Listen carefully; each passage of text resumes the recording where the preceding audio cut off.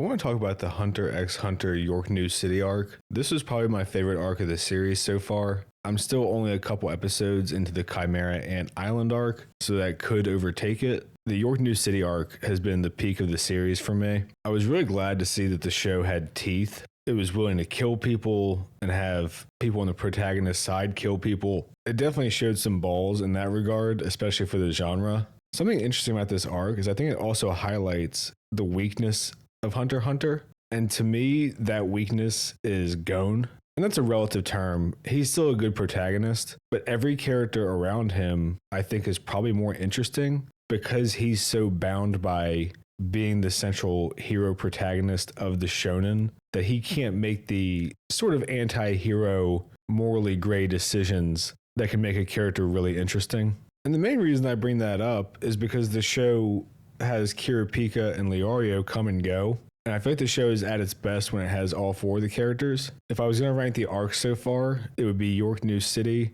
the Hunter Exam arc, the Zoldyck family arc, the Heaven's Arena arc, and then the Greed Island arc I think is the weakest so far. I'm only a couple episodes into the Chimera Ant Island arc, so I don't know yet. But that one looks to be Gon and Killua focused as well. So I just think it's kind of interesting that my favorite arc, which I would call the best one, kind of has Gon and Killua, who are the focal points of the show, sidelined. Like they're in the arc a lot, but they're almost passive observers in some ways.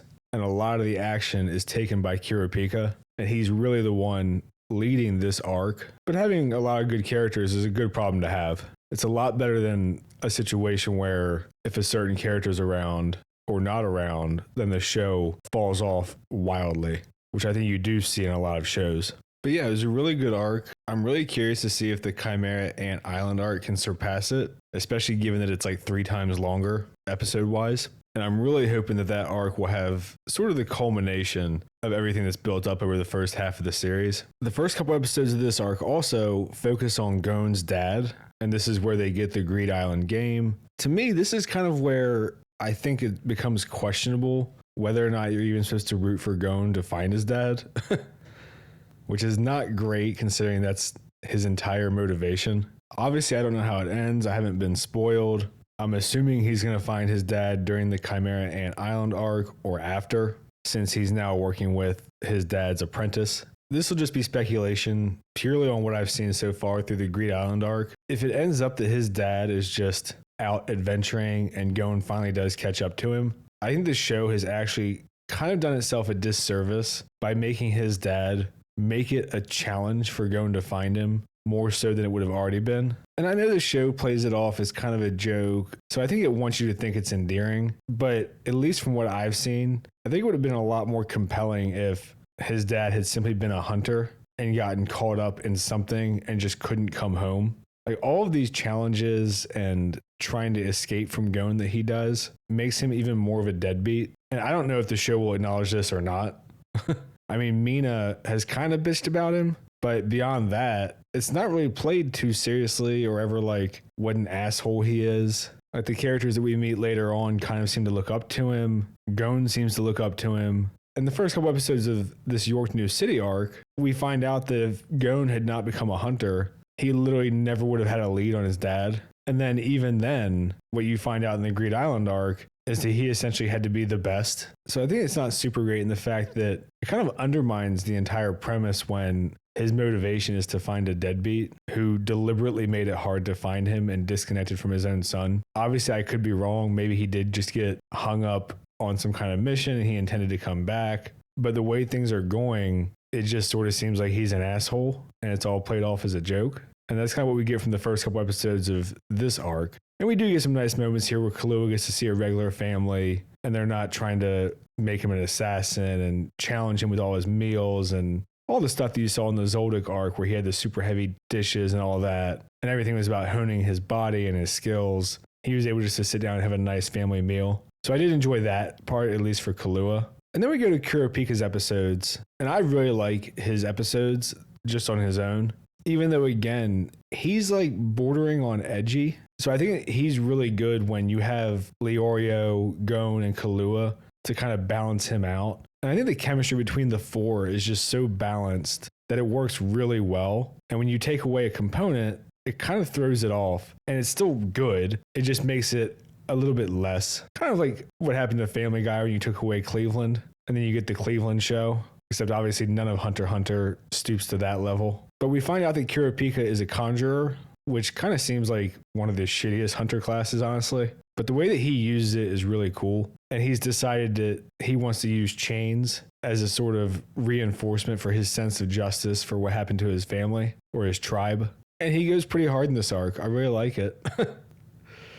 I like the way that he uses them. I like how powerful he is. You get to see his conviction throughout the arc that he's willing to die for this. So everything with him is really good. I really like the test that they have to go through to become bodyguards for this sort of underworld fortune teller. And of course, the guy that voices Roswaal from ReZero or Zeke from Attack on Titan voices the head bodyguard. The dude's in fucking everything. I was a bit bummed because these bodyguards I thought were going to become like secondary characters, and they get fucking bodied almost immediately once the arc picks up. So that was a little bit disappointing, but again, I'm glad the show had the balls to go through with it, and it didn't do the thing where everyone that we see gets to live. So I think it was the right choice in the end. And I also like that Kurapika is the smart one, and he kind of figures out stuff right away. Obviously, he's been doing it the whole show. And I cracked up when he referred to Melody as a guy. And Melody was like, I think you mean she, but everything else seems right. Even my wife walked in, who hasn't been watching it with me, and goes, that's a girl? Ugh. And I feel like this is one of those things where you have your climax because you had so many side stories, and they finally all come to a head together. We've heard about the Phantom Troupe and the 13 Spiders. Obviously, Kurapika was doing his thing, Leorio was doing his thing, Gon and Kahlua were off on their own, and all of that comes together in this arc in Yorknew City for this big-ass underground auction. And when you finally bring all of the arcs together, most shows, I feel like that is what becomes the best stuff because it's something you've been waiting for the whole time. And because the show has done such a good job of establishing the characters and their goals and motivations and arcs, before all of this even comes together, you can already see all the conflicts that are on the way. Kurapika is operating as a bodyguard for an underground collector with the motivation of finding these collectors of his people's eyeballs and getting back at them. Gon and Kahlua are primarily going there to get a copy of this game and to meet up with Kurapika and Leorio, who we know because their personalities will do anything to fight for them and protect them as well. And they'll all fight for each other. The Phantom Troupe is going there to rob the whole auction and possibly kill the girl that Kurapika is guarding. So we know immediately that there's going to be a big ass brawl and a bunch of conflict before anything even happens. And that's really just a tribute to how well established everything has been up to this point for each character. And Leorio, we know that he's also willing to fight and defend Kurapika, Gon, and Kahlua, even when he's severely outmatched. And we get a nice little bit build up here without it being too serious, where they're trying to make some money, so Gon is arm wrestling people, and they're offering a prize in exchange for a fee. So he racks up money pretty quickly, obviously, because compared to most people, he's really strong. And we get to see one of the Phantom Troupe arm wrestle him, and he's like, oh shit. And then you get like a little conversation right after where they're like, why didn't you use your dominant hand or all your strength? So we know how strong she actually is still, even though she lost in arm wrestling. And I thought Melody's backstory was interesting too, which we get right before everything hits the fan. And there's a reason that she's so ugly, and that she's heard this composition by the devil, and there's 4 different versions, and if you play them, you're supposed to die. So what happened to her was the effect of one part of one. And she's still doing okay, so who knows? Maybe she'll figure out this composition and de-uggify herself, and her and Kurapika will get a happy ending. Who knows?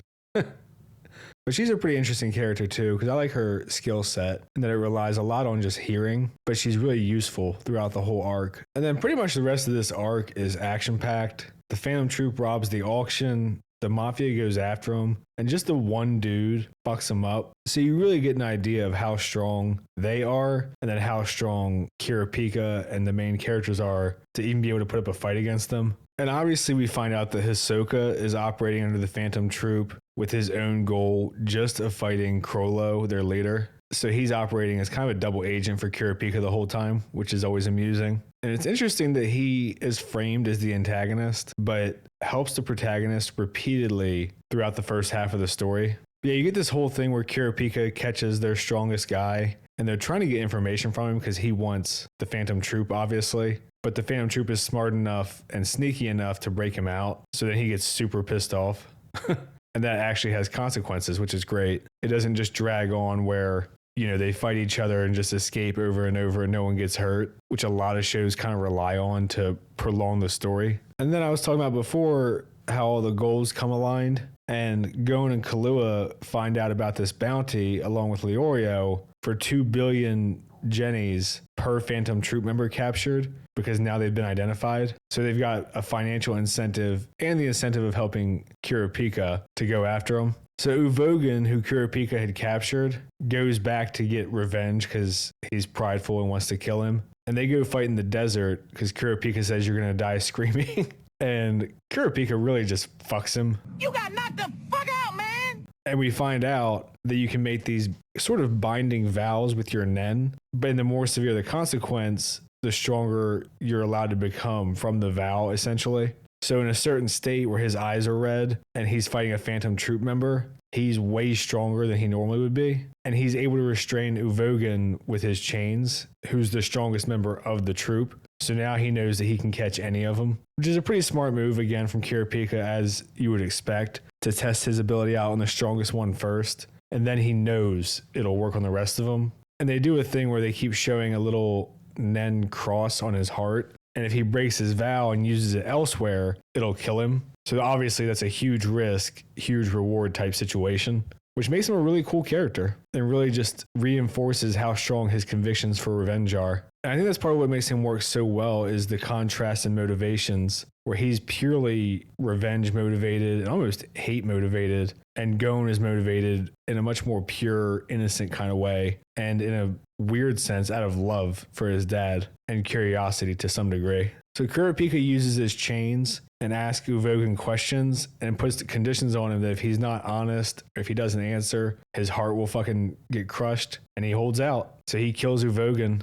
And this is the kind of thing that I said, I'm glad the show has teeth. We saw Kurapika's other bodyguards that we got introduced to killed when the troop attacked the auction, and now he's killed Uvogan. Pretty cold-blooded. I mean, not that he's wrong for doing it, but I'm glad that he actually did it and didn't pussy out. And I actually think a lot of shows would have here. I recently watched one called The Banished Healer is Actually the Strongest, or something along those lines. You know how long these fucking isekai titles are, these anime titles are. There's a part in the show where the guy's former clan had banished him. He finds out they were screwing him out of his earnings. He was sleeping in a closet, being treated like shit. They were putting him on the front lines despite him being a healer. And then he ends up saving them because he's not merciless. But even then, his former clan members try to sell off the only nice one as like a child sex slave. And when the guild guy goes to sentence them to forced labor for life, he speaks up and he's like, no, you shouldn't do that. You should give him a second chance. Like, fuck that. Le who? The her. So I'm glad that this show didn't go that route, and it committed, and plenty more people die along the way. After that, we get back to the more lighthearted side with Gon and Kahlua trying to make money. They meet a guy who's a really skilled appraiser who helps them out. And again, I think it's good to have these kind of episodes. Even if these episodes aren't as exciting and fun as the one where Kurapika's cutting down troop members, it's good to get a little bit of a respite after an intense episode or multiple intense episodes. So I think it works pretty well pacing-wise. We get some fun stuff here where the troop is looking for the chain user because they don't know who Kurapika is. And Kahlua and Gon and Leorio are trying to get a couple of the troop members, but they're aware that they're being watched. And Kahlua's like, they're too strong for us. Don't let them know we're looking at them. So you get to put right into perspective how much stronger they are than Kahlua and Gon. I'm not just like the rest of you. I'm stronger. I'm smarter. I'm better. And how much stronger Kurapika is than them, that he can actually fight them on even ground. And I really enjoy this because eventually they do chase Kahlua and Gon, and they just bust their ass with almost no effort. So of course they're taken as hostages pretty much right away.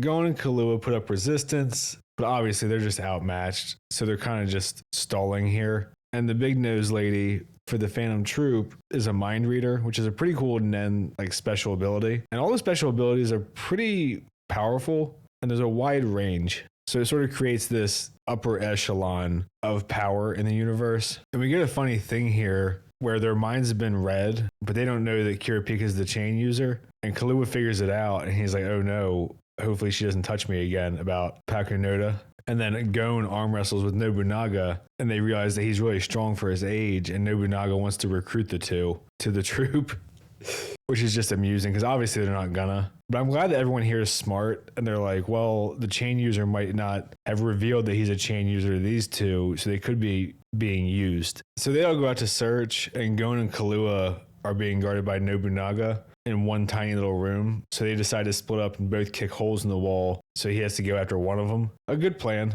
I enjoyed the whole scene. There's also a pretty interesting thing here where they keep using the girls' fortunes to try to make better decisions. And I'm glad that it didn't do the sort of predestination thing. I'm just not a fan of that in general, but I like that they use the fortunes and they're like considering their actions of what they want to do. And then they reconsider and they're like, well, maybe we should do this so we don't have half our members die. Because it actually does work out for them in the end, that they don't lose everyone the way that the fortunes said they would, or at least how they interpreted them. And obviously they have these fortunes because Crollo is smart enough to go after her and get some time with her. Again, just really good to see competent villains and antagonists in your show instead of retards. And it's pretty cool. We get the epic music with Crollo narrating the prophecy, sort of writing his own fortunes now, and just a montage of the troupe wrecking shit. And we also see that a bunch of specialists get brought in, including Kahlua's dad, so you can see how much the threat has escalated. All just really good stuff to build up this entire arc. This arc is good the whole way through. And of course, Kahlua and Gon are finally in touch with Kurapika, and Kurapika's like, stay away from him, and Kahlua confronts him that he's the one who actually killed one of their members. The fight between Crollo and Kahlua's dad and granddad is pretty sweet, and he figures out like right away that he can steal people's techniques, but he has to clear a bunch of conditions to do it, and obviously they're too strong for that. And their fight's pretty awesome, but it ends with Kahlua's brother killing the 10 Dons, so that takes away the contract. There's no reason for them to fight anymore. But you get to see that Crollo was strong enough to fight off 2 of the strongest assassins, so you can see how powerful he is. And it was fun to watch, and it makes sense for the story. So it checks all the boxes you want in a pretty sweet ass fight. The auction still happened, and the daughter that can tell fortunes got some of the Kurapika family eyes, and it turns out those can be used as a tracking device, so it kind of fucks them.